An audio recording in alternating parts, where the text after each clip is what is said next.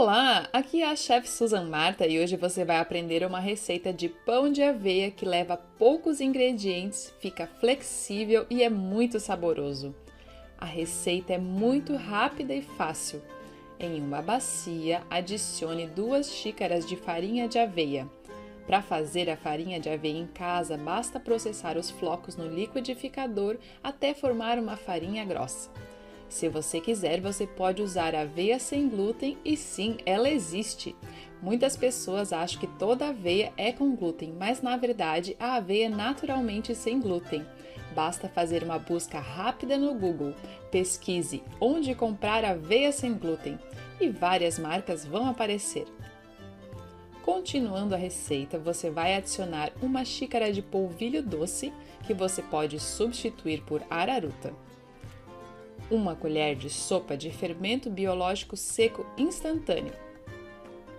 Mexa rapidamente para transformar em um mix de farinhas. Adicione 1,5 colher de chá de sal e mexa novamente. Você pode misturar o sal na etapa anterior, apenas tome cuidado para não colocar o fermento diretamente com o sal.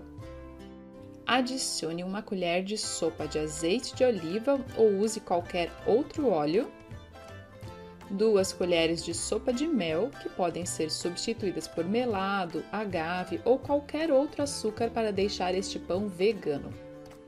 Uma dica para desgrudar o mel com mais facilidade do recipiente ou da colher que você estiver usando é utilizar um pouco de óleo para untar o utensílio. Agora é só adicionar água morna em etapas.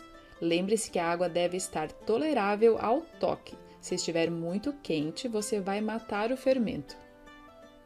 Você vai adicionar aproximadamente 1 xícara e 1/3 ou mais ou menos 1,5 xícaras de água. Como as farinhas podem variar a absorção de água dependendo do clima do dia, talvez você precise um pouco mais ou talvez um pouco menos. Quando você adicionar aproximadamente 1 xícara de água morna, a textura fica como esta que está no vídeo, grossa e elástica. A aveia é uma das únicas farinhas sem glúten que apresentam essa viscosidade e, claro, combinada com polvilho doce, ela fica ainda mais elástica.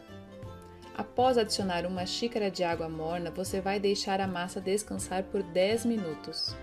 Depois deste tempo, você vai perceber que a massa está bem mais grossa e pesada. É nesta etapa que você vai corrigir a textura da massa.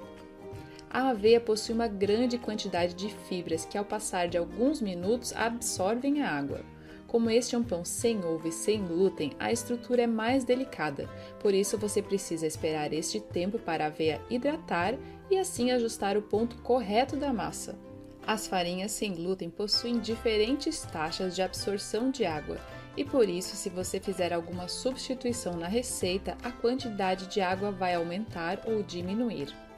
Se você quer aprender tudo sobre as farinhas sem glúten e se tornar um expert nas substituições, eu convido você a conferir meu curso online, o Dominando as Farinhas Sem Glúten.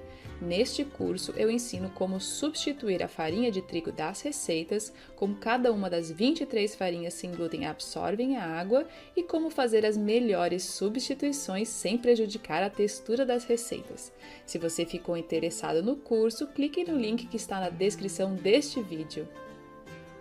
Para chegar na textura ideal da massa, adicione mais ou menos 1/3 de água morna extra. Aqui no vídeo eu usei um pouquinho mais, quase cheguei a meia xícara de água. A textura da massa deve ser grossinha e elástica. Se por um acaso você exagerar na quantidade de água sem querer e a massa ficar muito mole, você pode adicionar umas colheradas extra de aveia para ajustar a textura e deixá-la como essa que você vê no vídeo. Transfira a massa para uma forma média de pão. Aqui estou usando uma forma de silicone que mede 22 cm de comprimento, 6 cm de altura e 8 cm de largura. Se a sua forma for daquelas bem grandes, você deve dobrar a receita. Para nivelar a massa, você deve molhar as mãos e apertar gentilmente a superfície do pão até que fique bem retinha.